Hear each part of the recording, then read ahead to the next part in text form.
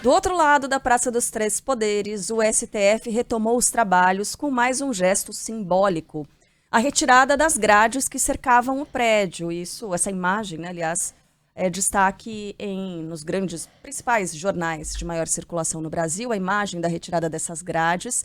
Depois do discurso de autoridades como o presidente Lula, os ministros julgaram o primeiro caso do ano. Lembra que ontem nós falávamos sobre isso aqui com a Mônica Bergamo, e eles decidiram que pessoas com mais de 70 anos de idade podem escolher a partilha de bens no casamento, João Pedro Melo. Bom dia para você. É isso, Carlinha. Bom dia para você, bom dia para todo mundo que está nos acompanhando. A gente estava de olho também nessa questão da cerimônia da retirada das grades, né? E muita gente acompanhou esse ato simbólico ali na Praça dos Três Poderes ontem, principalmente pelo fato de todos praticamente estarem de toga, né? Se a gente observar aí na imagem, aquele calorão da Praça dos Três Poderes e praticamente todos os ministros de toga, só não, claro, Flávio Dino, também Rodrigo Pacheco e o presidente Lula. Mas olha, depois desse ato simbólico, a gente teve aí o primeiro dia de atividades do Supremo Tribunal Federal e a Suprema Corte formou um entendimento sobre a obrigatoriedade de separação de bens de casamento de pessoas com mais de 70 anos. Os ministros votaram contra essa obrigação por unanimidade e tornaram o modelo patrimonial aplicável quando os noivos não manifestarem vontade. O plenário acompanhou o voto do relator, que era o ministro Roberto Barroso, presidente da Corte, de que a obrigação violava princípios constitucionais. A ministra Carmen Lúcia aproveitou para criticar o etarismo da população, destacando que o preconceito é maior contra as mulheres. Ela também citou a expectativa das pessoas de serem jovens e felizes para sempre. Antes de serem julgados no primeiro dia do ano do judiciário, né, desse ano de 2024, os autos tinham sido encaminhados ao Superior Tribunal de Justiça. Bom, antes da sessão plenária, como a gente falou, a gente teve essa cerimônia com a presença dos líderes dos três poderes, né? E esse evento contou com um discurso sobre fortalecimento da democracia. O presidente da Suprema Corte, o ministro Roberto Barroso, afirmou que as instituições brasileiras estão, sim, funcionando perfeitamente e que os três poderes têm convivido em harmonia. Felizmente, eu não preciso gastar muito tempo nem energia falando de democracia, porque as instituições funcionam na mais plena normalidade, com convivência harmoniosa e pacífica de todos. Nem preciso falar de separação de poderes, porque, embora independentes e harmônicos, nós convivemos de maneira extremamente civilizada e respeitosa. A independência e a harmonia não significa concordância sempre, nem que o judiciário atenda necessariamente todas as demandas de qualquer um dos poderes. Mas nós nos tratamos com respeito, consideração, educação e, sempre que possível, carinhosamente, como a vida deve ser vivida.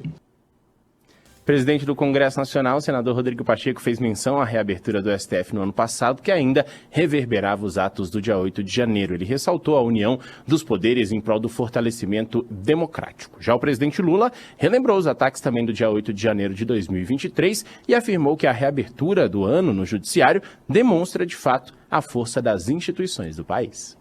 Diziam que para fechar o Supremo Tribunal Federal bastaria um cabo e um soldado, pois vieram milhares de golpistas armados de paus, pedras, barra de ferro e muito ódio.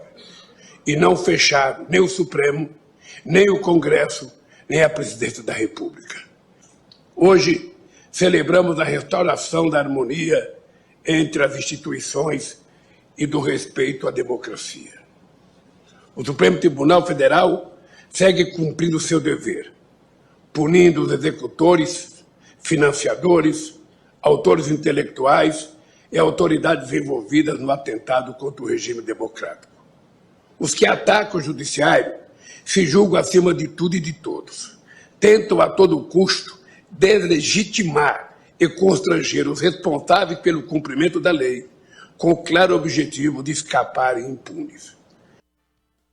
Bom, essa declaração do presidente Lula volta a um vídeo postado nas redes sociais lá em 2018, no qual o deputado Eduardo Bolsonaro, filho de Jair Bolsonaro, disse que bastava um soldado e um cabo para fechar o Supremo e que não estava desrespeitando, nesse caso, nem o soldado e nem o cabo. Essa época, ou melhor, essa afirmação à época, foi em resposta a um questionamento sobre uma possível ação do Exército para que Jair Bolsonaro não assumisse a presidência. A gente vai ver um trechinho. Mas se o STF quiser arguir qualquer coisa, sei lá, recebeu uma doação ilegal de R$100 do José da Silva. Pô, impugna a ação dele, a candidatura dele. Eu não acho isso improvável, não, mas aí vai ter que pagar para ver. Será que eles vão ter essa força mesmo?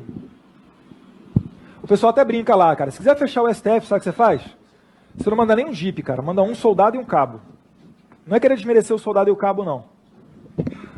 O que é o STF, cara? Tipo, tira o poder da caneta de um ministro do STF. O que ele é na rua? Você acha que a população... Se você prender um ministro do STF, você acha que vai ter uma manifestação popular a favor dos ministros do STF? O João Pedro, enfim, essa fala a gente já conhece de cor e salteado, mas é sempre bom a gente apontar aqui alguns detalhes, né? Primeiro, ministro de Supremo Tribunal Federal não tem que ser popular. Ministro do Supremo Tribunal Federal não tem que fazer política, ele não precisa de voto, né? A legitimidade dele é outra. A legitimidade dele é o notável saber jurídico, é a defesa da Constituição. Ele não precisa de voto, ele não precisa de respaldo popular. Ah, se for preso não vai ter manifestação. Não vai mesmo, em lugar nenhum do mundo. Não existe ministro astro. E segundo, essa famosa frase aí do cabo e do soldado, você note que ele não tirou isso do bolso, né? Ele fala assim, o pessoal lá brinca. Que pessoal?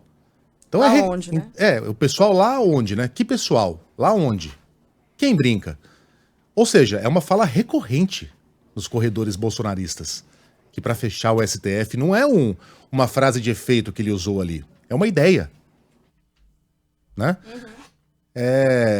Enfim, essa frase aí denota exatamente o que é o pensamento bolsonarista e o modo bolsonarista de governar.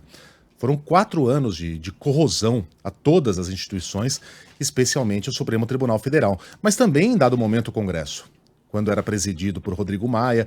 Depois, Bolsonaro entregou ao Centrão o governo e o orçamento e conseguiu uma maioria confortável. O Congresso deixou de ser o inimigo, mas já foi, né? Lembra que faziam piada com a aparência física do Rodrigo Maia? Primeiro ano do governo Bolsonaro, né? Comparavam com um leitãozinho. Como é que é, JP? Primeiro ano do governo Bolsonaro, que foi quando estava na gestão, né, a Câmara dos Deputados estava na gestão de Rodrigo Maia, depois entrou ali Arthur Lira e deu sequência a esse acordo, ou aos acordos que foram fechados com o Centrão. À época, o Congresso presidido por Davi Alcolumbre também. Mas o Eduardo é cheio de frases de alta valentia, né? É dele. Naquele mesmo dia do general Heleno cantando "Se gritar pega Centrão", no mesmo discurso, no mesmo evento, o Bolsonaro foi lá e desafiou, dedo em riste, quero ver aqui qual de vocês será o primeiro a cair no colo do Centrão. Foi ele, no final das contas. Ele e o papai. Mas enfim, conclua aí, JP.